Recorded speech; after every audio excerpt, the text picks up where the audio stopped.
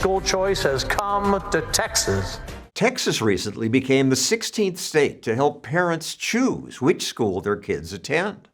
South Carolina followed a few days later. This is a good thing. Competition improves services. The post office couldn't get it there overnight. Then FedEx appeared, and suddenly the post office improved its speed. It's not as good as the private companies, but still, they got better. Consumer choice is a big reason capitalist countries outperform socialist ones. But in most of America, parents have little or no choice when it comes to which school their kids attend. Bureaucrats decide based on where you live. Live in a poor neighborhood with a lousy school? Too bad, you're stuck. And in trouble if you try to sneak your child into a good school. One Ohio mom is currently sitting in jail, accused of illegally trying to get her daughters into a better school district. This naive reporter parrots the government's spin. Prosecutors say a private investigator even caught her red-handed on video living in the wrong district. The wrong district? She was cheating, getting a quality education for her daughters without paying the right taxes. At least the anchor understands. People do it because they're just trying to get their kid a better education. Right. But teachers' unions and government school bureaucrats don't want parents to have choices. They don't want the competition. Shame on you! Shame on you! Years ago, New York City's teachers' union came to my ABC office to shout shame on you at me. We are here to demand an apology from 2020's John Stossel. I had done a primetime special called Stupid in America, How We Cheat Our Kids. My report showed how some other countries let kids choose their school. Giving kids a choice forces schools to try harder. You have to be innovative.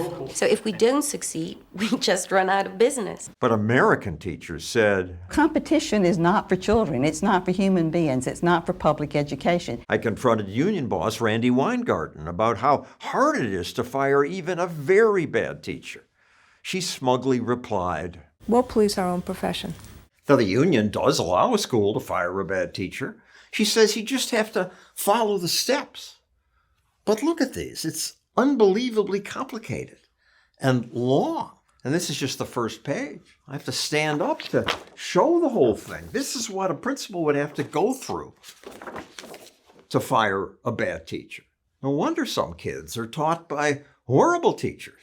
Teach, God, teach! The union protesters made a proposal to me. So just teach for a week. She said if I tried teaching, I'd report how hard the job is.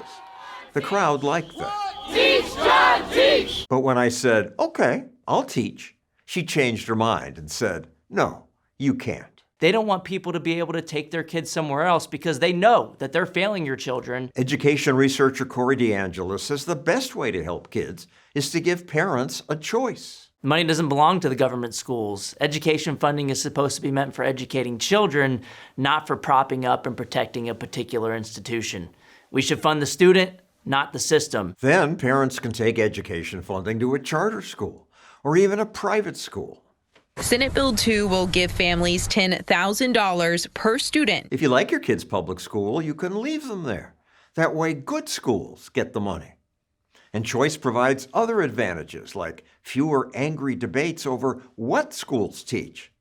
Without choice, the school boards can just ignore you if you complain about something. When you go and protest at the school board meetings and you don't have school choice, they try to bully and silence you into submission. A mother of 3 was carried out of a Decatur school board meeting. You have no agency. You have no power in that relationship. These parents are protesting for the right to opt their kids out of certain school lessons on gender and sexuality. These conflicts rarely happen when there's choice, because parents can just choose another school.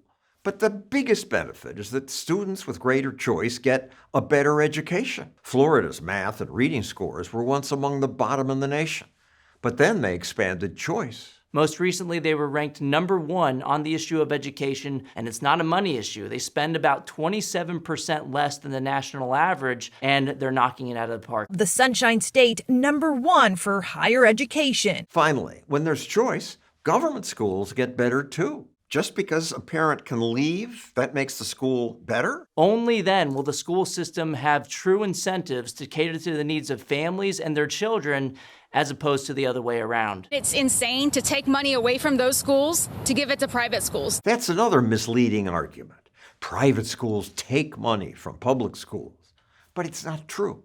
Most school vouchers are worth less than what the government schools spend.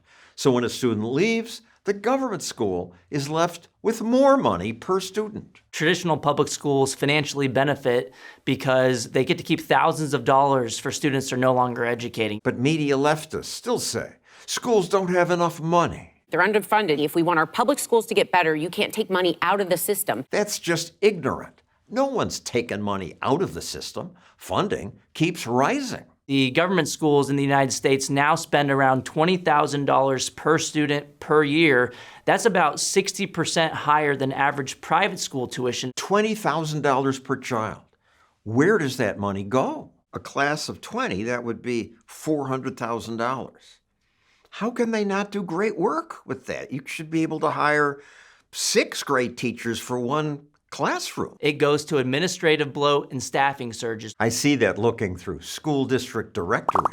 Student enrollment's basically flat, but the number of administrators increased by 95%. Places that have stronger teachers unions had larger administrative bloat problems over time because they are insulated from competition, and the best solution to this problem is to make the funding portable, follow the child, and then maybe these administrators, they'll have an incentive to up their game, shape up, or go out of business. If there's choice, the parents will soon see, hey, this school teaches better. I want my kid to go to that school. And that school's good ideas will spread. That's exactly right. Competition is a rising tide that lifts all boats. School choice works because it forces schools and teachers to compete. And here at Stossel TV, we compete for your attention by trying to make the best videos we can. To help us make more, please click that button.